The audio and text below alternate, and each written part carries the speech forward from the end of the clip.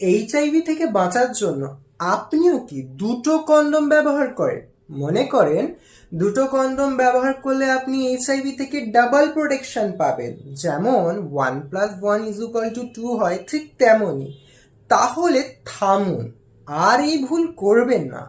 কারণ বিজ্ঞানের মতে যখন আপনি দুটো কন্ডোম পরে এর যৌনক্রিয়া করেন, তখন কন্ডোম দুটোর মাঝে ঘর্ষণ বা ফ্রিকশন তৈরি হয়।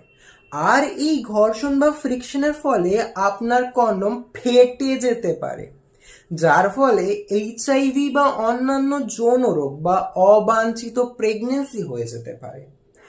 যেটা আপনি ডাবল প্রোটেকশন বা দ্বিগুণ সুরক্ষার জন্য ব্যবহার করলেন, সেটা আপনাকে সুরক্ষা শূন্য করে দিতে পারে। বিশেষজ্ঞদের মতে যদি আপনি একটি কন্ডোম সঠিকভাবে ব্যবহার করেন, তাহলে 98% আপনি যৌন রোগ বা এইচআইভি বা অবাঞ্ছিত প্রেগন্যান্সির হাত থেকে রক্ষা পেতে পারেন। তাই আবেগকে নয়, বিজ্ঞানকে সাথে নিন, আর আজ থেকেই দুটো করে কন্ডোম ব্যবহার করা বন্ধ করুন।